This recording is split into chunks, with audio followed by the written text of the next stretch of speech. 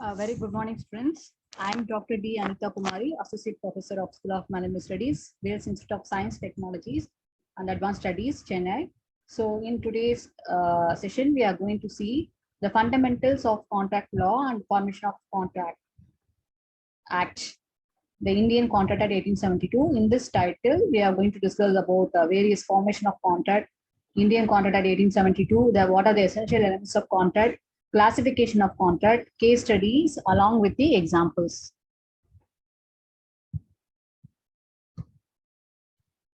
So before starting this unit, let's see the objectives of this unit. To state the meaning of contract, to create a simple contract, to state the essential element of contract, to understand the various classification of contract, to avoid the rules related and formation of contract. So law of contract meaning, the law of contract is the most important branch of the business law or commercial law. Even it is the base of business law. It have a vital significance not only for the business world, but also for every one of us. As we all enter into a contract, one of one kind and the other in work of our daily and routine life. So each in our routine life, every day we are entering in a contract with one person. So the contract may vary. So at the end of this class, you could be able to understand different kinds of contract and the meaning of a contract. So what are the things supposed to do at the time of entering a contract? So for example, when one buys and borrows the essential as well as luxuries for his life, in the form of goods or services from the early morning to the late evening, during the life period, one naturally enter into the contract. Bread, butter, home appliance, clothes, books, stationery, journey tickets, or some of the goods and services we buy or borrow in our daily life, everything is called as some type of a contract. So this is the definition of a contract. Every agreement and promise enforceable by law is a contract. So what is called enforceable? Which is acceptable by law. Which is acceptable by law is called as an enforceable. You cannot say that all the agreement is a contract. No, all the agreement cannot be called as a contract. For example, A and B entering in an agreement to kidnap somebody. It is an illegal one. It is not as a contract. The agreement might be anything. Okay. Offer plus acceptance equal to promise. Promise plus consideration equal to agreement. Okay. So the agreement might be anything. When two parties entering in a agreement for any kind of a personal purpose, that is called as only the agreement. But the agreement which is acceptable by law is called as a contract. An agreement which create a defined an obligation between both the parties in law of contract. A contract is a deliberate engagement between competent parties upon a legal consideration to do or to abstain from doing some act. So Indian Contract Act 1872 enacted by the Parliament of India, date enacted in the year of 1872, April 25th, date commenced on 1st September 1872. Total sections are 238, extended all state of India except the state of Jammu and Kashmir. So the Indian Contract Act consists the following two parts. The special kinds of Contract Act. So here I mentioned here. So section of 175 of the Indian Contract Act came into the force September 1, 1872. And section 124 to 238 of the Indian Contract Act, these special Contract Act, indemnity, guarantee, bailment, pledge, agency. So already we have discussed about all the special contract in the previous video. If you have not seen the video, at the end of this video, you could able to view all my past videos with link in the description box. You can view it. Okay. So all the special contract coming under the special kind of a contract, whereas general principle of law contract is coming under the section in between 1 to 75. So as I told you, offer or proposal, acceptance and promise. For example, I want to sell my car. So I'm offering a car. I'm proposing to sell my car. The another party is ready to accept it. So when offer and acceptance is joining together, that is called as a promise. Offer or proposal, when one person signifies to another person, when one person shows his willingness to do something or willing to offer something, that is called as an offer. The another person once he accepts it, that is called as an agreement. Sorry, acceptance. The offer plus acceptance equal to called as a promise. The promise and promisee. There are two parties. Already we have seen in the last class, promiser and promisee. The person who is proposed the contract is called as a promiser, whereas who is accepted it is called as a promisee. For example, I would like to sell my car in the sense, in this example, I am the promiser. The person who is accepting is called as a promisee. So see this diagram, an agreement and legal obligation. The center part is called as a contract. It means that when an agreement which is accepted by law is called as a contract. All agreement are contract, but all contract are not an agreement.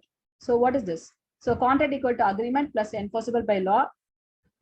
So there are basically two types of contract, that is bilateral contract and unilateral contract. So what is called bilateral? What is called bi? Bi means two. When the contract is existing between two persons is called as a bilateral contract. For example, see, the buyer promised to pay a price, the seller promised to give a goods. See, there are one person who make the offer, another person accept it. So when the contract is created between two parties, that is called bilateral contract. Whereas unilateral in the sense, when offer is made to many of the offerees, okay, that is called unilateral contract. For example, I lost my goods. For that, I have given an advertisement in the newspaper that if somebody find my missed goods, for that some reward will be given. So like that, here I am the offerer. I am giving offer to many of the person, many of the offeree. Where unilateral contract in the sense, when one party is exchanging his promise or exchanging his offer to many of the person is called as a unilateral contract. Agreement enforceable by law is as a contract, as I told you. An agreement which is enforceable by law as a contract. So see this proposal, promise, consideration, and agreement. And the agreement which is legally enforceable is called as a contract, which is not enforceable is called as a void agreement.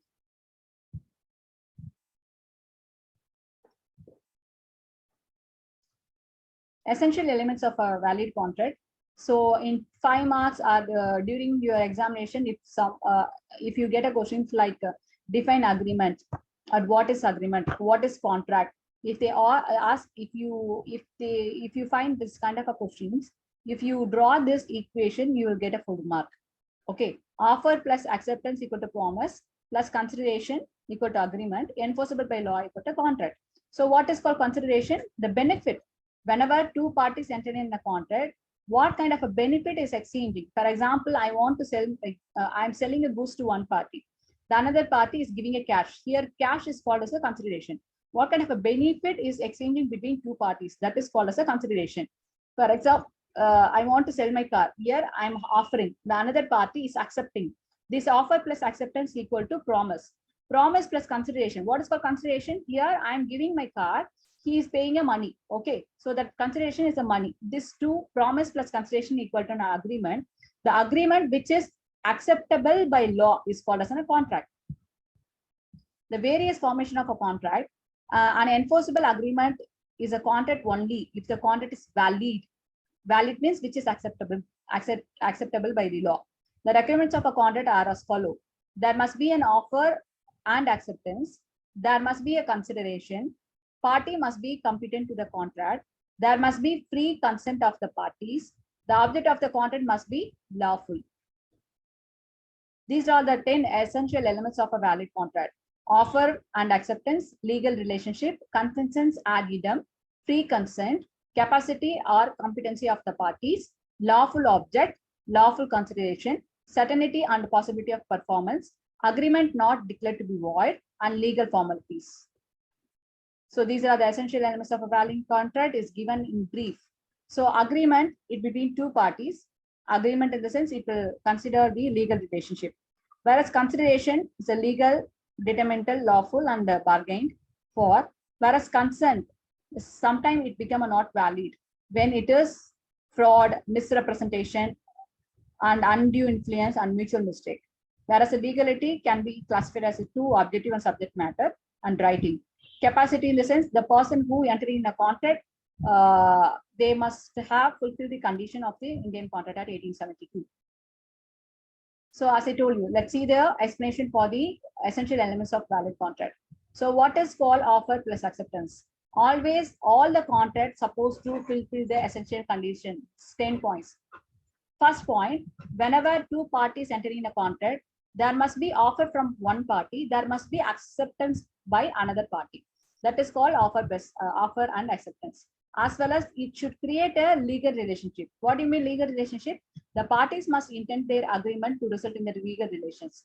This means that the party must intend that if one them of fault to perform this obligation, the other party is face some losses. That is called as a legal relationship. For example, see the example is given here.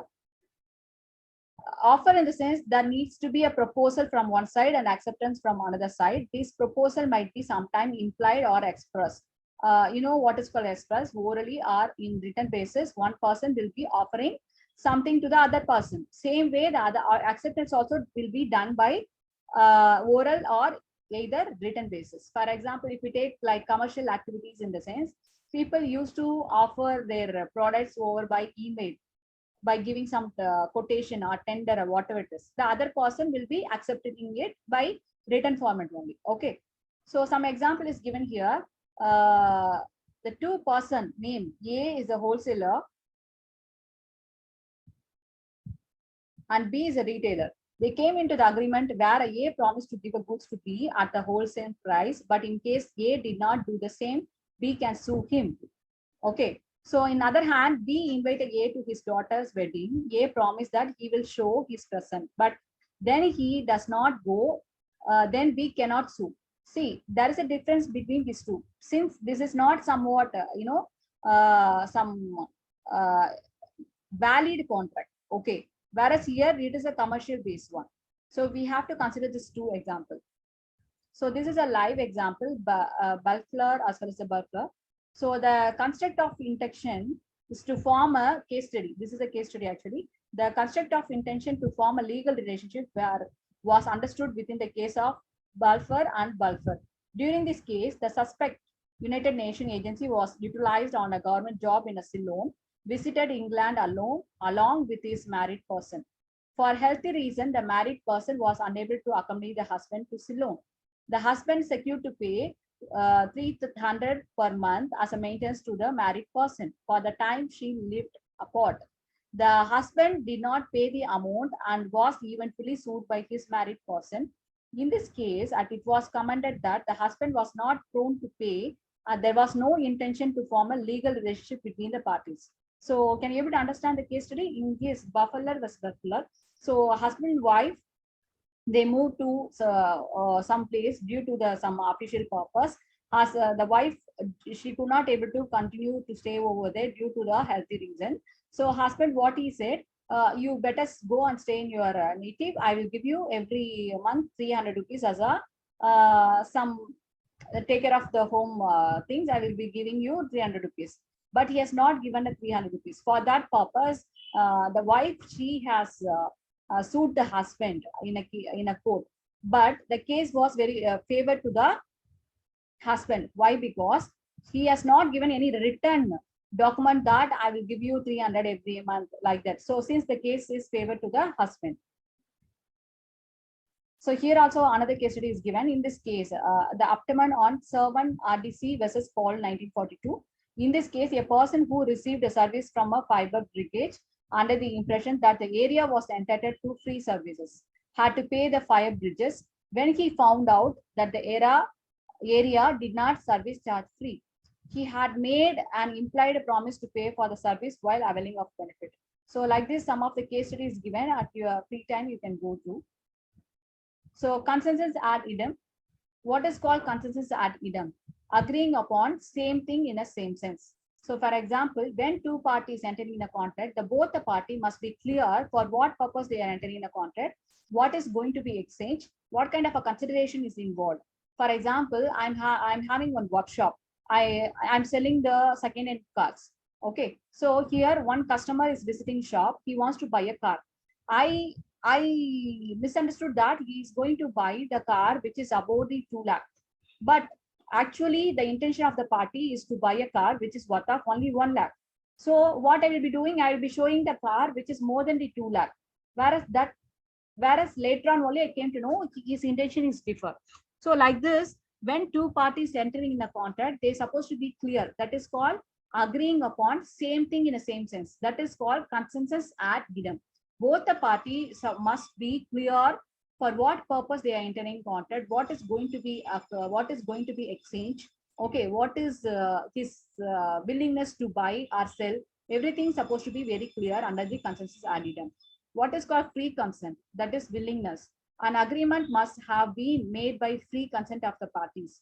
The content is said to be free when it is not caused by coercion, undue influence, fraud, or misrepresentation or mistake. That means when two parties entering in a contract, it must be free from any kind of forceful or threatened. That means both the parties willingly they have to enter in a contract. You should not force anybody else to enter in a contract. For example, I have given a case study here. Ranganayaga Kama versus Alvashati. Actually, the Ranganayaga Kama, he's a male. Okay, he is a husband of Alvashati. Alvashati is a wife. Okay, Alvashati in her 14 years of age itself, she got married with the Ranganayaga Kama. Ranganayaga Kama unexpectedly he died.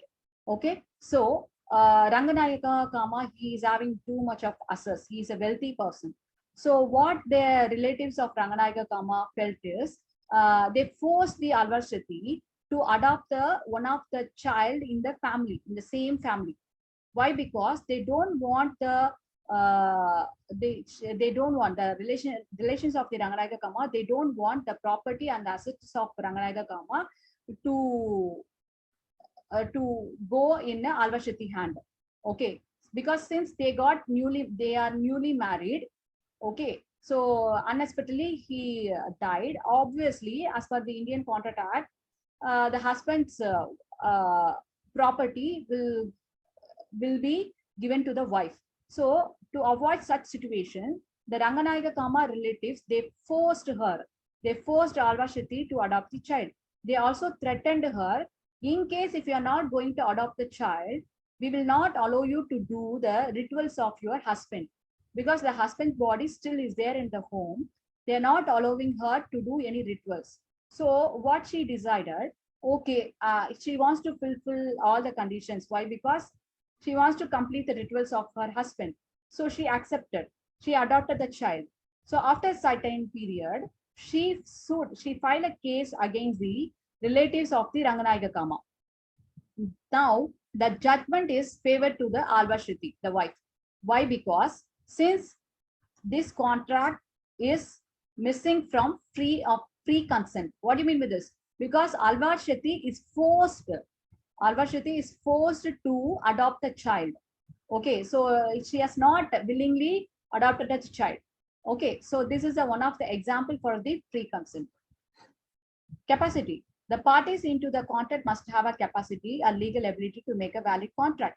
So area of majority with a sound mind, person only can able to enter in a contract. There are certain parties who is not able to, are eligible to enter in a contract, like unsound mind, and the person who is insolvent, the person who is forbidden by law, the person who is a minor, he cannot able to enter in a contract. What is called lawful object? The reason for what purpose you are entering in a contract, it must be valid one. It must be a consideration or object of the agreement is unlawful if it is forbidden by law, or is of such nature that if it is permitted or would defect the provision of any law, is fraudulent, or implies injury to the person or property of another, or court regards is immoral or opposed to the public property. So whenever the two party entering in a contract, it should not be prohibited by law or forbidden by law, or it should not create some injury to others. For example, A and B entering in an agreement to kidnap somebody or to murder somebody or to damage somebody's property, okay, or to cheat somebody. So these are all is not called as a lawful object. So whenever parties enter in a contract, they must follow the lawful object. So these are the person. A person should attain the adulthood. As I told you that minor cannot make the contract. It should be a sound mind. A drunkard person not allowed to make a contract. The person should be there should not be an insolvent. So some case study is given here. Krell versus Henry. For this situation, the respondent consent to release a level of offended by party. Watch the crowding ordinance of King. So students, due to time constraint, I'm just skipping the case study, during your free time, you can put that particular case study name in a Google or YouTube. You can view. If I have a time, in the next class, I will take all the case studies as a single presentation. Competent to the contract, already I told you what is called competent to the contract. Anyhow, one example is there. Competent in this contract, and I told you that the particular person is supposed to be a major person, is supposed to be a sound person, he should not be a minor. So some case study is given here. Srikakulam and Subramaniam versus Kuruma Subbarao, 1948. In this case, there was a minor and the minor's mother who sold a piece of land to the discharge of a debt of the minor's father. This property was mortgaged. Subsequently, the minor had second thought and claimed that the contract was void. The Privacy Council found that the contract was within the competency of a guardian. The contract was thus enforceable since the mother contracted on behalf of the minor. The contract had also been made for the benefit of the minor, that it was a void contract. Okay. So some case study is given here. Mohinder Singh versus State of Punjab. This is an example for lawful object.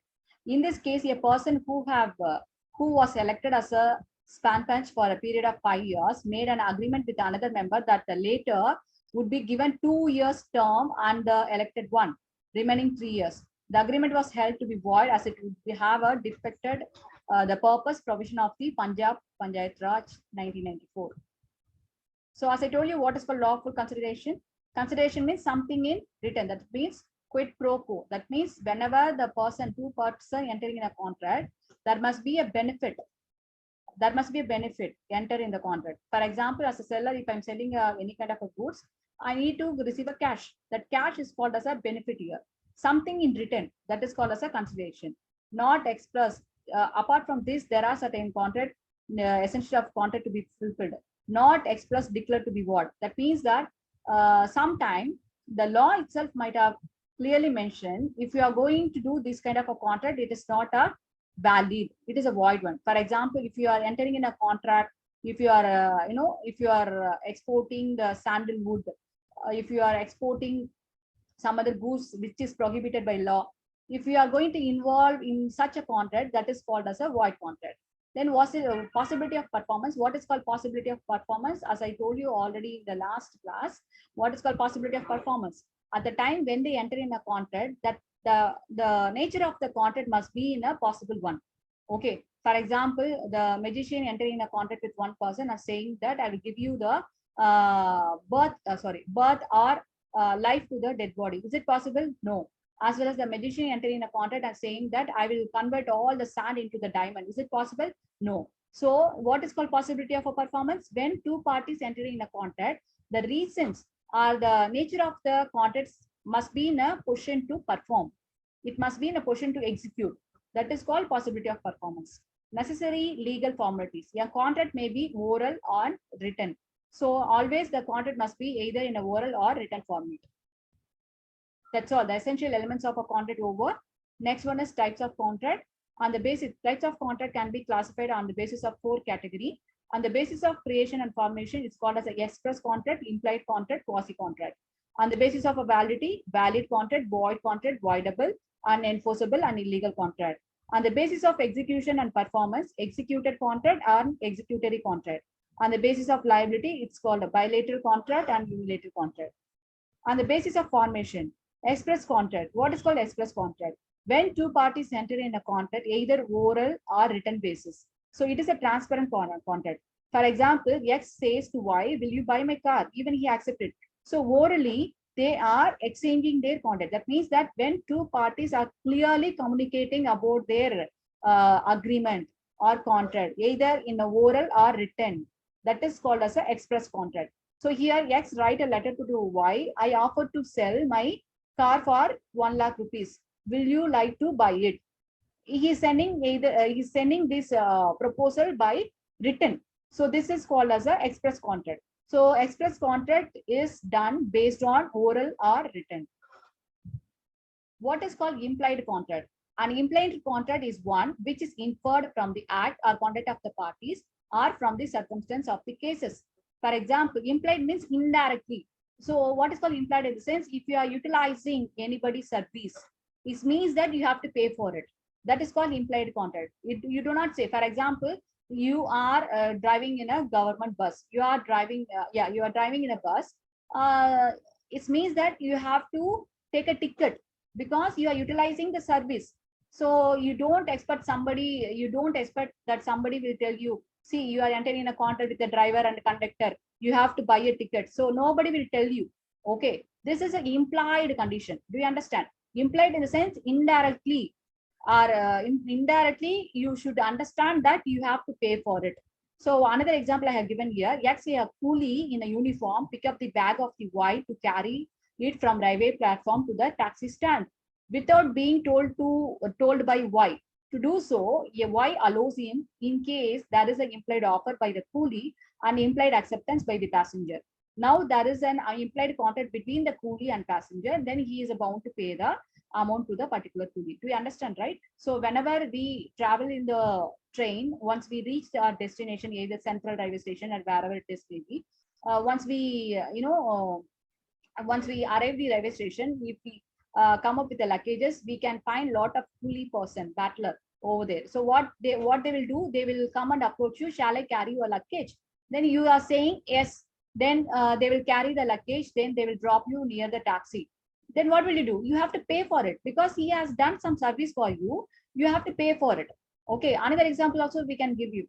I can give you. What is that? For example, you are booking a taxi by Ola or Uber, whatever it is.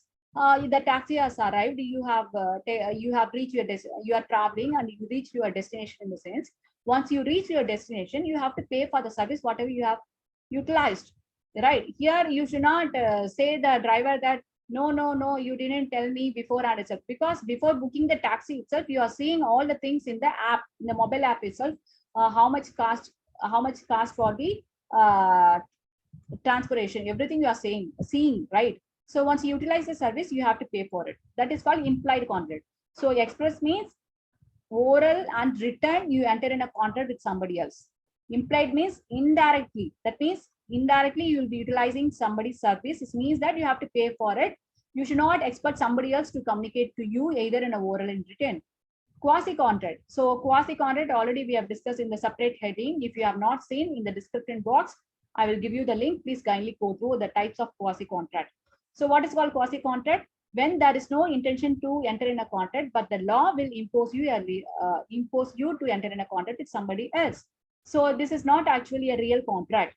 So due to the moral and ethics, principles and justice, you are entering in a contract. For example, where certain books are delivered to the wrong address, then the particular owner of the goods, he has to deliver the goods to the either the courier office, or else if he knows the particular person's owner of the goods, he has to return back. That is called quasi contract.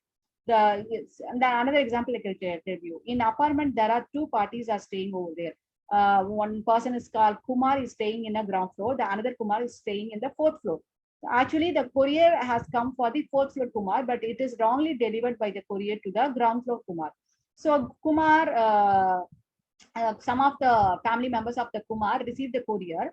After 1 hour, after 1 day, Kumar has sent that courier, and he comes to know very well that no, this courier actually is not belongs to mine. So what he will do? So there is no contract between this person. Actually, the contract is between the fourth floor Kumar along with the courier person. But now this came to the ground floor Kumar. So what he's doing, the law, actually there is no intention to enter in a contract by the ground floor Kumar with the fourth floor. But due to some reason, the ground floor Kumar, now he came to know that actually the courier is wrongfully delivered to him instead of to the fourth floor Kumar. Now what he will be doing, he will be handovering the goods to the fourth floor Kumar, or he will be handovering the courier to the courier office itself. That is called as a quasi contract. On the basis of performance, there are two types of contract. That is called executor contract and executory contract. What is called executor contract? When both the parties have completed their respective promise or obligation. That is called as an executed contract. For example, yes offered to sell his car to Y for 1 lakh. Even Y bought the car and so given a money. Here in this contract, both the parties have completed their respective promise. One party has given the product, the another party is given a money. So when both the party have completed their respective promise or obligation, that is called as an executed contract. Then what is called executory contract? When both the party yet to perform or any one party yet to perform their contract, that is perform their obligation, that is called executory contract. For example, same example, X offered to sell his car to Y for 1 lakh. In this, X sold the car to the Y he's asked some time to pay a money. So in this case, X performed his obligation, whereas Y is yet to perform, right? So here one party yet to perform his obligation. That is called executory contract. This is a one example. In the another example, same, X offered to sell a car for 1 lakh rupees. Y is offered to agree to accept it. Okay, but they in this example, yes, he has not handed over the car to the Y. Even Y has not given money to the X. Both the party have not completed their respective promise. That is called executory. So again, I'm telling you, executed in the sense when both the party have completed their respective promise. Whereas executory in the sense when any one party or two party yet to complete their respective promise. That is called as an executory contract. So as I told you, what is called partly executed, partly executory contract? I have given explanation for this. On the basis of validity, valid contract. What is called valid contract? When the contract fulfills all the conditions prescribed by the law, that is called valid contract. X offered to marry Y, Y accept X offer. This is a valid contract because here there is no any kind of a forceful is there, the unthreatened, nothing is there. When two parties enter in a contract, the contract which fulfill all the essential elements of the contract, that is called as a valid contract. Then what is called void contract? Void contract is a contract which is valid when they enter into, but which subsequently become void due to impossibility of a performance, change of law, or some other reason. For example, X offered to marry Y, Y accept the X offer, but later on Y dies. Do you understand? At the time when two parties enter in a contract, it is called as a valid. But due to some reason, they cannot able to execute the contract. So for example, X would like to marry Y. At the time entering the contract, it is valid. But after some period, Y dies. So what will happen? You cannot able to execute the contract. So due to some reason, you cannot able to execute the contract. That is called void contract. So what is void contract? At the time of entering into the contract, it might be valid, but due to some reason, it might be called as a void contract. So another example also I can give you. So I'm the seller, I'm a wholesaler. I'm just exporting the goods to the Singapore. Okay. Now it is a valid contract. So from past 6 months, I'm keep on transferring my goods, exporting goods from here to India to Singapore. But suddenly, if any war announced, or suddenly if the government or law or parliament has given any kind of a statement that you should not have any kind of a touch with Singapore, or you should not have any kind of a transition between Singapore in the sense, I could not able to continue it. That is called void contract. At the time of entering in a contract, it might be valid, but due to some reason, it's become a void one. Voidable. What is called voidable contract? So voidable contract in the sense, it is an from one party, it might be considered as a valid, whereas from another party, it might be considered as a void contract. So what is that? For example, A is a landlord person, landlord. Okay, landlord. Okay, so he is having some more land. He's having around 2 acres of land. Nearby his land, one portion of land, around 1,200 square feet land is there, which is belongs to somebody else. Actually, so what that landlord is doing, he is asking the particular farmer, small, he is a very poor farmer, he is asking the poor farmer, since I have a large volume of a land, so please hand over your portion of 1,200 square feet land to me. For that, I will give you the money, whatever it is, according to the market price. Then in this case, the farmer is replying to the landlord, I'm sorry, sir, since this land is my grandfather's one and father's one, so it is a sentimental oriented, as well as I am a very poor person. I have only this 1,200 square feet land, which is to be used for farming for purpose, so I could not able to give you. Then what happened? The landlord is threatening him and forcing him to give it. Then what happened? He also no, to escape from such activity, he has given a land. But later on, the farmer or farmer's son, they are putting a case against a particular landlord. Since this is a case, and this is a, this is a contract which is created based on some threatening purpose. So there is a missing of free consent, because already we have seen that in the essential elements of contract, there is a concept is called free consent. All the contract must be created with help of free consent. So this is a contract where the free consent concept is missing. So automatically what will happen? The case will be favored to the farmer. That means the landlord, he has to hand over the goods to the hand over the property to the farmer. So do you understand what is called voidable contract? Voidable contract in the sense when the contract is considered to be valid from one person point of view, whereas it is considered to be void from another person point of view. That is called as a voidable contract. So same example I have given here. What is called illegal contract? So illegal contract in the sense the contract which is not lawful, unlawful. For example, X agreed to Y rupees 1 lakh to kill Z. Is it a lawful one? No, it is unlawful.